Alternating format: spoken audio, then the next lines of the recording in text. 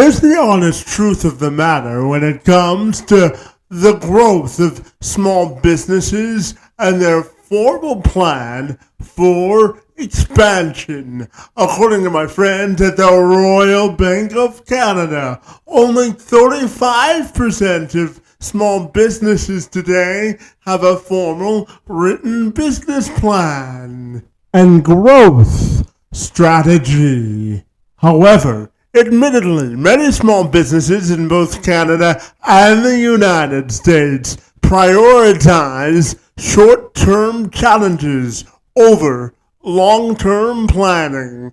Meanwhile, it is estimated that 1 in 5 Canadian businesses won't expect positive growth over the medium term. At the same token, my friends at Goldman Sachs say 77% of all small business owners are concerned with their ability to access capital they need to run and grow their businesses respectively. I'm sure these revelations won't come as a huge surprise to my friend Brandon Pflieger. He's a former marketing executive turned serial entrepreneur. These days, he's concerned with scaling business operations for his clients, scaling teams, and building bold businesses. He does all of this as the CEO of Capital Growth Partners. Throughout the course of his career, he's built and scaled multi-million-dollar operations. His consulting firm is dedicated to helping small business owners grow smart, lead effectively, and, most importantly, grow profitability with a deep understanding and knowledge of operations, human resources, and revenue-driving strategy. Brandon brings a no-fluff, results-driven approach to business. He's also been the owner of multiple ventures himself. He understands what it takes to succeed in today's fast-paced and fast-moving business environment for small businesses. And he joined me this week to share some of those insights. I'm Kevin McShann. Let's have this conversation.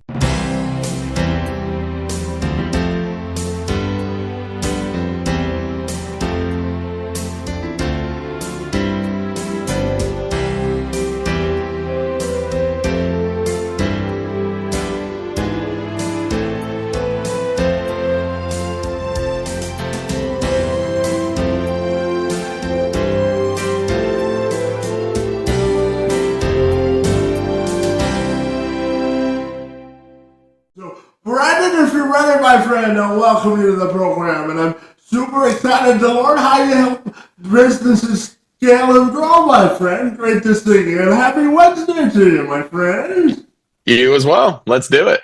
Absolutely. So, Brandon, I'm going to start you off with a softball, my friend. What do you think is the key to helping businesses grow, expand, and prosper, my friend? What are your thoughts there? I think it comes down to, I usually look at it in four key elements, Kevin. So I look at people, who are the people behind your business that are helping you push forward? Systems and processes. What systems do you have in place to execute on your vision? I look at products and services. So is your product any good? Because that's a big part of being successful. And then the last piece is marketing. And I'm probably a little biased there, but I used to run a marketing firm. And I just think that without good marketing, no matter how great your product is, nobody's going to find out about it. So those are the four key things that I really focus on. Yeah, and I'm also curious to ask you about, when you first launch a business, a lot of people have grand ideas, but they don't have a firm plan or business plan of how to get it done. So I'm curious, when you look at today's business landscape, how important is having a solid business plan and a plan of execution. What are your thoughts there? Yeah, it's a really good point, Kevin. I think that in most cases, the reason that businesses are failing at the rate they are is because they don't have a business plan. So I can give you kind of a real world example is that, my fitness side of my business is I run a consulting firm now, but I do own some fitness studios. And that side of the business is very, very much based on having a plan. You cannot spend $500,000 to go into brick and mortar spaces without a solid business plan on how you're going to make that money back, what your revenue is going to look like from month one to month six. So for me, one thing I help business owners with, even if they're just starting up, is really looking at that landscape, right? And looking at what's happening in your market. Did you pick a good piece of real estate? If you're going to be in brick and mortar, how many people do you need to open with to start profiting immediately? So those are some of the things that I think not enough people think about. We get excited about our ideas, we get passionate, and we just launch in there. And sooner or later, we're looking and we're burning cash, and we have no plan on how we're going to make it all back. So, well, money doesn't grow on trees, so having a business plan and is a way of protection, isn't it? agreed. I wish it did grow on trees. We'd all be a lot better off, right? And a lot less stressed out, right? Yeah, that's very true. Yeah, absolutely. So, Brandon, as you mentioned, you used to be a marketing executive before you transitioned into entrepreneurship. And I'm curious to ask you about making a successful career transition or pivot. And because I know you've also helped multi-million-dollar companies scale as well, my friend. So I'm wondering if you can talk to me about making a successful career pivot and sort of betting on yourself, my friend, and the process behind that decision making, my friend. Sure, yeah. So going way back, before the marketing firm, actually, I ran multi-million dollar health clubs. So think very large, 150,000 square feet facilities where people go to get fit. So that's what I was doing. And so I was in the fitness industry. And then the COVID hit. We had a lot of trouble during COVID, as pretty much everyone, I think, in the industry did. Fitness especially got hit hard because of all the constant touching that you have to do when you're in a gym, right? You're touching weights, you're touching people sometimes, you're in close proximity. So that weighed on me a lot. So I was looking for something new. And I found a really awesome guy that had a marketing firm that just needed a little bit of help scaling. So I was lucky enough that he brought me on. And then from there, I started as their VP of operations, worked my way into the CEO role. We were able to scale that company quite a bit. But something was happening to me about 3.5 years into that journey where I just kept waking up and I just wasn't happy.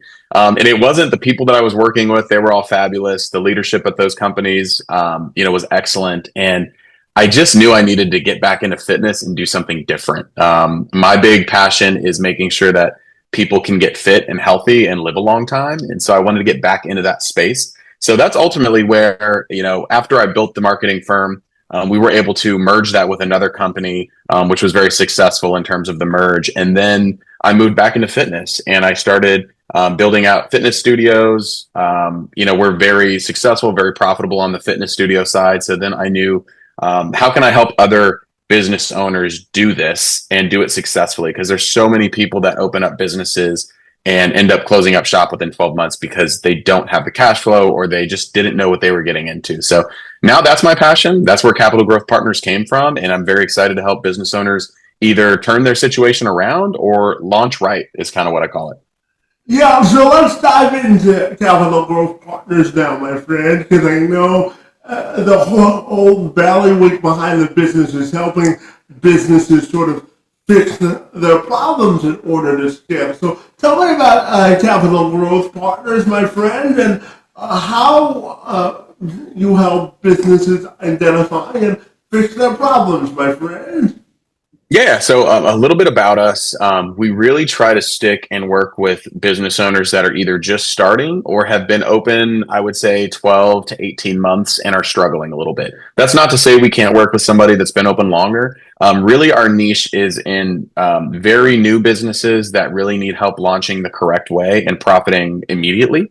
Or businesses that are struggling. Maybe they're losing a little bit of money per month or a lot of bit of money per month, and they need help changing their circumstances and saving their business. That's really where we thrive. We like to work with businesses in the $0 to $5 million range because I really have a passion for working with small businesses instead of these huge conglomerates, these giant companies. And so that's really our niche and what we focus on. And really, to just kind of repeat myself from earlier, what I like to focus on is just people, systems, products, and marketing. Those are my four blueprints for success. And just very quickly, people, obviously, you got to have the right people in the right spots in order to help scale your business and grow it. People are everything. Systems and processes, as we get bigger, we need systems to help us communicate to our staff what needs to happen on a daily basis so that you don't have to be in the business every day. Products, you have to have a good product. Nobody wants to drink bad coffee or order a bad pizza, or in my business, go to a bad gym, right? So you have to have a really good product that meets the needs of your consumer. And then marketing, and making sure that once you have all that in order, you can market yourself appropriately so that people want to come see you. So that's really kind of the secret sauce, I guess you will, behind Capital Growth Partners. Absolutely. And you also said there's a pretty big distinction between a business a consultant and a business operator, my friend. So let's dive into the differences between the two, my friend. Absolutely. So, the biggest thing I see in the consulting space, Kevin, and I do like to poke a little fun at it sometimes because I think so many times there's these consultants out there that want to tell you how to run your business, but they've never run a business before. And I find that a little funny, a little comical, again, poking a little fun at that because there's a lot of MBAs out there that go through all this college, never run a business, and then they come out and tell you how to run your business. So I think that's the biggest difference. A business consultant is someone that's going to tell you how to run your business. A business operator is somebody that's done it before. And I think you want a little bit of both, right? Like I want to be able to come into a situation with somebody that's interested in our services and talk to them as a business operator first, because they need to trust me. They're going to hand me money and I'm going to tell them how to spend their money appropriately to hopefully save their business. And so you need to know that the person you're talking to across from you has done it before, done it successfully, and gone through tough times and figured that out because there are tough times right now for a lot of folks. And so that's really, I think the big distinction. I'm not just talking the talk. I've actually walked the walk before. Yeah, and Brandon, I'm curious to ask you about what are some questions entrepreneurs should ask themselves before opening a business, sort of the real world and practical questions entrepreneurs should ask themselves before launching a business. What are your thoughts there, my friend? Yeah, I think first and foremost, you've got to understand the market that you're entering. So I can explain that a little bit on my side is that I'm just outside of the DC area. So that's an extremely crowded market for fitness and really for any type of business. Northern Virginia is one of the fastest growing places in America. And we continuously land on the most congested areas in America. If you ever come here, watch out for the traffic. So when you talk about location and where you're opening your business, those things matter. Making sure you understand your competition. You've got to ask yourself, because I find that sometimes people, they're so passionate about what they're about to do that they forget that there's other people that are doing it and probably doing it better right now. So you have to do some market research to understand what are going to be the headwinds out there once you open up your business. There's a small boutique fitness studio every half mile in my area. So we really had to do some deep dive into how are we going to open these facilities and differentiate ourselves. The other thing I think you have to ask yourself, and this is a little bit touchier, I think sometimes with people because of all the nuance behind entrepreneurship, but you got to know how you're going to fund this thing. I find so many people, they get into business either leveraging a ton of debt that they have no business leveraging because they're not going to be able to pay those loans back, especially with these interest rates right now. Or they just go into things thinking it's going to be X amount, and then it ends up being 20 to 50% more expensive than that. And then you're really caught in a situation where you can't spend money against growth and you're stuck.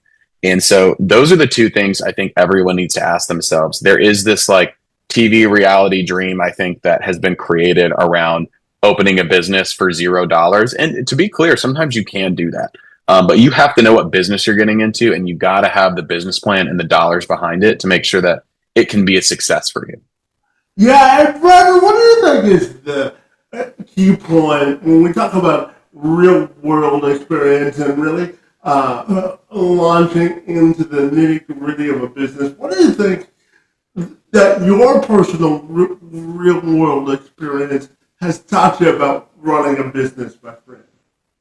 Yeah, I think first and foremost, because I've made a lot of mistakes in running multiple businesses at this point, is that the people are everything. And that's actually why on our turnaround blueprint, that's number one. Because when you have the wrong people on your team, it doesn't matter how great your product is, it doesn't matter how awesome your marketing is.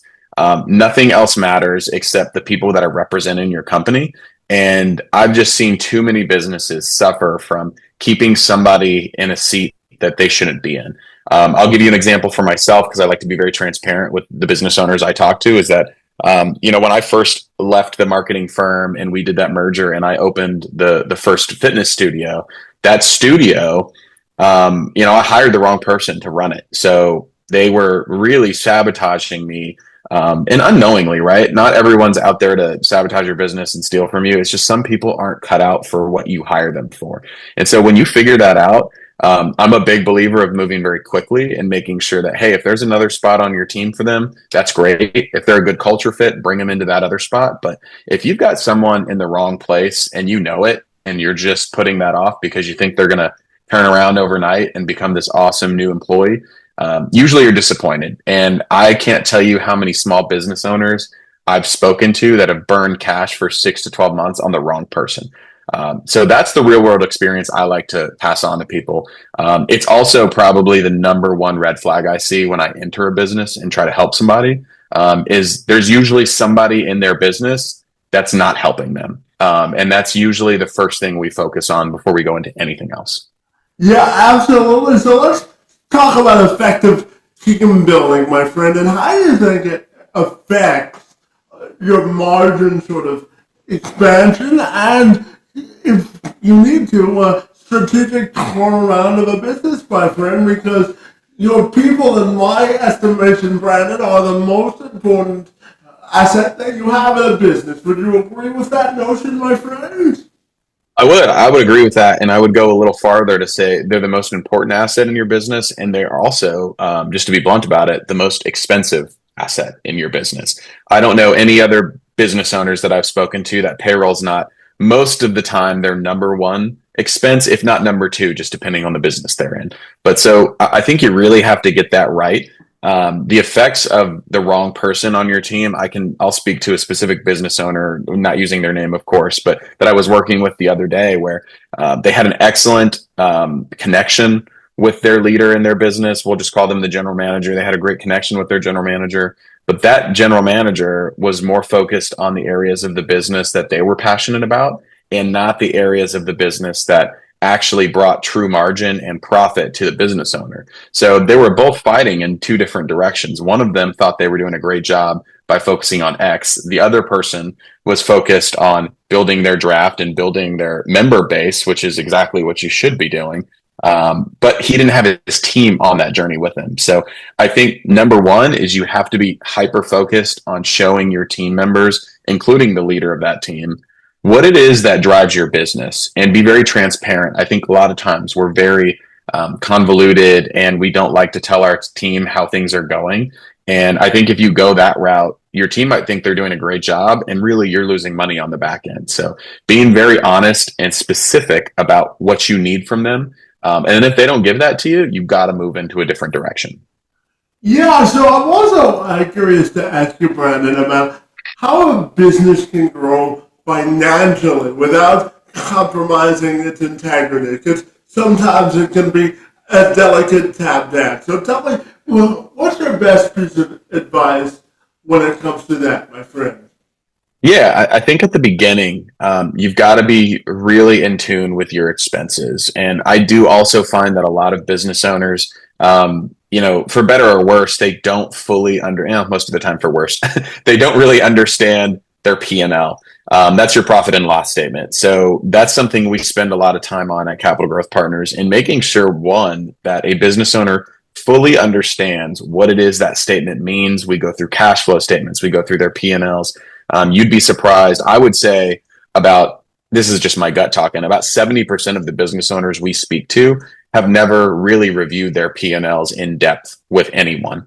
And so that's a really good way to go immediately to help understand, where are you spending money that you don't need to? Where aren't you spending enough money? Because that's usually something I see too, is that there's areas of the business that if we just pumped a little bit of money into, would help them grow.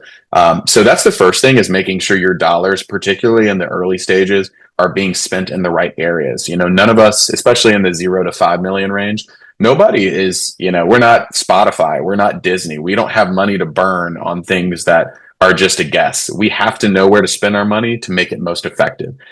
So that's number one.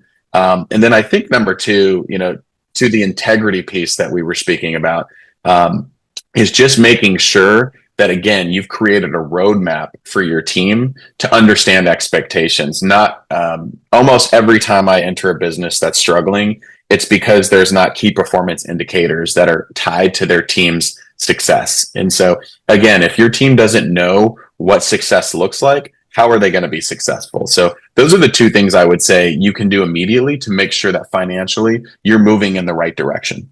Yeah, to that point, a lot of entrepreneurs experience initial success and think they have all of the assets and elements in place to grow and expand. And I'm curious to get your expertise in the scaling part of it, and the questions that business owners or entrepreneurs should ask themselves before they attempt to scale their business. My friend, what do you think is your thoughts there, my friend?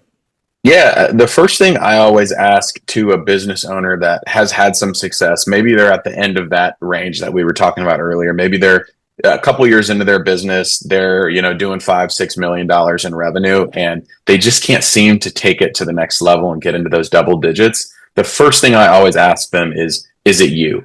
And sometimes that takes people off guard a little bit. They get like a little, turned off, they get a little shut down, and we've got to work through that. But what I mean by that is, are you the best person now to lead this team?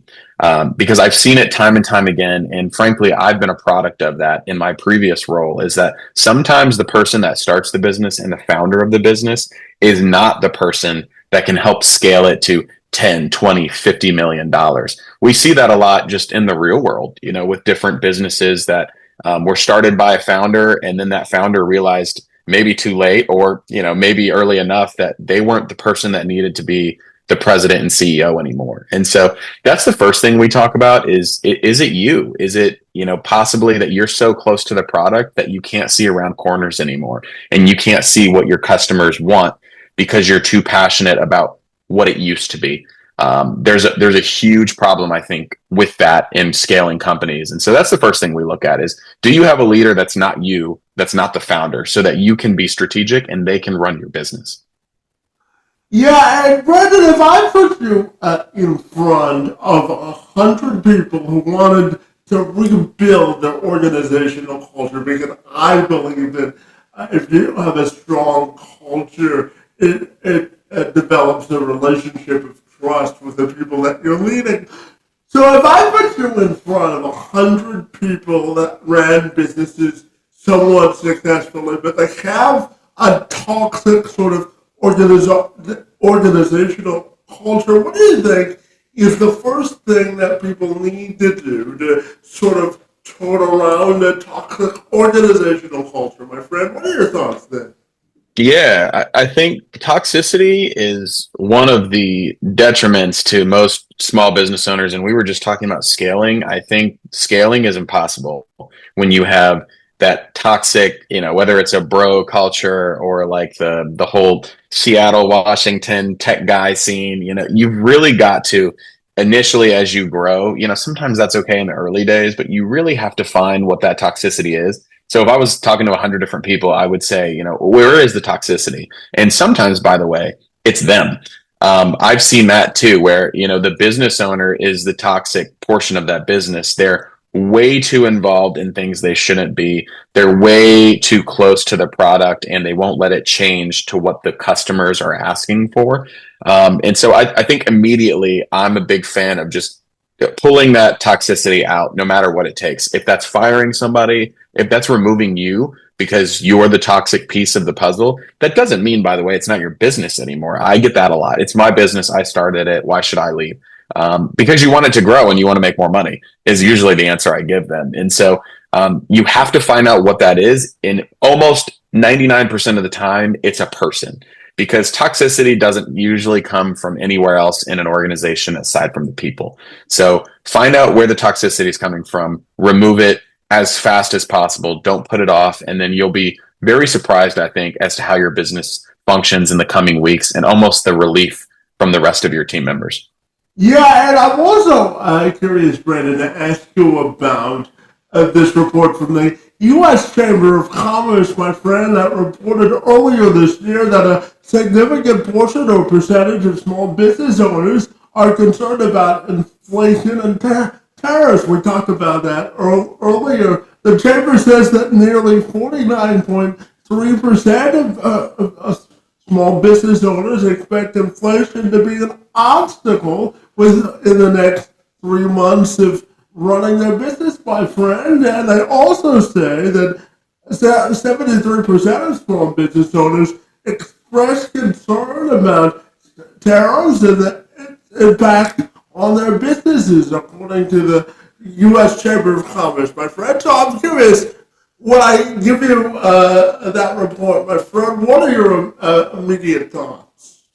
Yeah, I think no matter what, where you land on the political spectrum, Kevin, I think the tariffs are real and they're going to affect businesses. I think the differentiator is, how do you respond to that? And, what I hear a lot from my network is that these tariffs are coming. These tariffs are coming. What are we going to do? And I don't hear a whole lot of planning and solutions around it. So I like to take a different tone. I do think that tariffs, depending on where they land, are going to affect businesses. Now, they're definitely going to affect certain sectors in different ways. If you are in a cost of goods sold kind of business where you're buying a lot of things and reselling them, that's going to impact you differently than if you're running an accounting firm, right? So those are things to think about for the audience. If you're a small business owner, understand what is your business and where do your products come from, first and foremost. Just to make sure that you're not worrying for nothing, right? Because all your products are coming from within the U.S., so you're going to be good. But the next thing I would really challenge everybody to look at is, what are some solutions? And what I've been advising our people on is, how do you market your product and how do you sell your product in such a way that it's not easily given up? So a good example of that, a lot of our clients are in the fitness space. So when we're talking about the fitness industry, we have to highlight whatever our product is, whatever it is that you offer, in a way that produces the reaction from the customer that, I can't give this up. If I give this up, it's going to hurt me more than it's going to help me. Because the reality of the tariffs is that it affects customers in their pocket. They spend less money. They're a little less interested in spending money on some of what they would call the ancillary services. And a lot of times that's your extra fancy coffee in the morning, the $5 coffee, as we call it. Or sometimes that's your gym membership that's a little more expensive than you have spent in the past. So I think if we can communicate our offerings in a way that makes it almost to the point where somebody can't give it up, that's the best way to move forward. You have to have a really solid sales process, and you have to have very good marketing. And this time, you have to be able to differentiate your business from all the other businesses that are out there. Yeah, and Brandon, I asked you earlier about scaling a business. Now I want to drill down quickly on the keys to turning around a business. And the key questions that business owners and entrepreneurs should ask themselves if they really want to turn around the business, because sometimes you have to have a frank conversation with yourself, don't you? Oh yeah, absolutely. And it kind of goes back to, first and foremost, Kevin, like, why is the business failing? And a lot of times it's one of two things. I find is that it's either the people in the business, which we talked a lot about already. So I'm going to move from that one quickly, and I'm going to talk about the systems and the processes in the business. So that's the other number one culprit of a failing business, is that it's all in here for the owner. Maybe they started this wonderful business. They know how to sell it. They know what the benefits are of their product. They know everything it is about that business, but they haven't put that anywhere on paper or in a computer. So when it comes to training team members to then replicate that business, they're not hitting it on the head with their customers, right? So another good example of businesses I've worked with before, pest control and home services companies. And that's a wonderful example of a small business that can go from 1 to 2 people to 10. But you have to make sure that those other employees that you hire to deliver on the service deliver it on the same level that you would. And if there's no systems and processes in place to help them understand how to do that, then you're going to lose. And so that's usually the first thing that I do with a failing business is we figure out what is it? Do we have great people? Okay. Are those great people trained? And most of the time they're not trained properly. So that's why they're not executing at the level that that owner would expect them to. Yeah, absolutely. And, Brad, I'm going to sneak this question in because this one is important to me, buddy. I'm talking to you at the end of July, which happens to be National Disability Pride Month. And it's important to me because I was born with cerebral palsy, buddy, and I talk to organizations about the importance of hiring folks with disabilities and giving them a shot at being an active and regular part of the workforce, my friend. And with sort of the attack that diversity, equity, and inclusion is under in the States, I'm curious, how do you still think we can sell DE&I as a competitive advantages to businesses and corporate executives as a positive to running and growing their business, my friend? What are your thoughts there? Yeah, I think first and foremost, it is a shame that the attacks that are happening on, the DEI and those communities that, benefited from those programs, because ultimately that only makes your company stronger. In my opinion, and when I advise other companies about this specific subject, is that you have to understand that we all think a certain way because of the backgrounds that we have, because of the things that we've been through on this planet over a 30, 40, 50, however old you are, period of time, right? And so I was just having this conversation with somebody else yesterday, is that my experiences as a white homosexual male might be different than another person that grew up in a different place with a different socioeconomic background, that may have different experiences in love and life. And so I'm a big proponent of DEI. I think if you're not focused on getting the best and brightest people, no matter where they come from and what they look like, into your business, you're losing. The other thing I think that we've seen is that it really is a generator of revenue. So I'm not sure why a lot of these companies are dropping it. If you want to back away from the social politics of it, it really does drive growth in companies. Disney's a great example. Starbucks is a great example. There's a lot of companies out there that, since they've put these initiatives into action, they've grown substantially, and their customer base has grown substantially because of it too. So I don't know why we're backing off on it, but I think it is an opportunity for the businesses out there to capture some really great people by just staying strong and kind of holding strong against the administration that's pushing this. Yeah, absolutely. And Brandon, you brought up an interesting point, so I'll follow up with this question. How do you think societal pressures and what we see in society today can influence the types of businesses we launch and the ability for those businesses to succeed? Because societal influence often drives consumer interest, doesn't it? So how does societal interest and pressure affect the business community, in your opinion, my friend? Yeah, I think there's a couple ways that it's affecting us. And I think one of them being, and probably the most important way it's doing this, is by, whatever society comes down to at the end of the day, whatever it indicates is hot in the market, we need to be adapting to, and we need to change the structure of your business to, I always say pivot, right? I talk to a lot of business owners that they really get stuck in their ways and they have no intention of ever changing their products or catering to a new group of people or a market that has been untapped. And so my first thought on this subject is why not pivot your business when necessary to capture market share? There's so many. I'll use the fitness space because I'm very familiar with it. But right now, what's hot is Pilates. Everyone loves Pilates. Everyone's doing Pilates. And will it last forever? Probably not. But there are a lot of businesses, very intelligently, by the way, out there pivoting whatever it is that they were doing in their studios and their fitness clubs to cater towards that. So I think you have to be smart about it. That's not to say we need to get away from whatever you started your business for, your bread and butter. But if you are unwilling to move, you'll die. And figuratively, obviously, in the business world, but you will not be successful if you don't have the wherewithal to know something's changing and I need to change with it. Yeah, being nimble is very important, my friend. And, Brandon, I'm also curious to pick your brain on effective leadership because I know that you've had many positions of power and authority throughout your career. So I'm curious, what in your mind constitutes effective leadership by executives? How does that affect building a strong organizational culture? What are your thoughts there?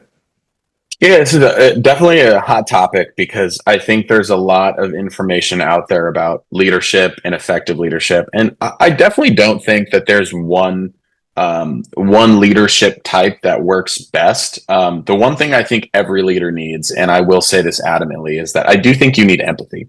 If you are not an empathetic leader, meaning that you don't hear your team members and understand the struggles that they might be going through in life, you are going to struggle to inspire people and you're going to struggle to keep people and you're going to have a pretty high turnaround rate.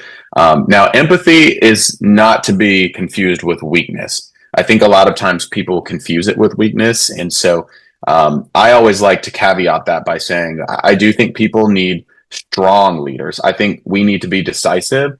We are looked at as the expert in the room, and after you listen to everybody in the room and they give their thoughts and opinions, because that's why you hired them, to listen to them and have them do a job, you do need to make that executive decision. I do think there's sometimes in failing businesses or even in larger businesses that aren't doing so well on the S&P and some other areas, it's a lack of follow through and a lack of decision making. Like you see a lot of these large businesses going in 6 different directions. And my thoughts on that is that you can only do so many things really, really well. So you got to pick one direction and you got to drive home with it. And sometimes you're going to pick the wrong direction. But if you're trying to dip your toe into all these different little puddles and you're not really going all in, you're going to struggle. So decisive. And I think you need to be a good listener and have empathy with your team members because that will in turn help you keep people. And that's the most expensive part of business is finding good people and keeping them. Yeah, absolutely. Brandon, I've got 2 questions left for you. And the first of those 2 questions is this, my friend. I'm curious to ask you, we've talked a lot about scaling and sort of around businesses, but why do you think now is a great time to launch a business in America today, my friend? Well, I think a couple things I like to talk about with business ownership is that in America, very particularly, the cost to get a business going is probably the lowest out of any area in the world.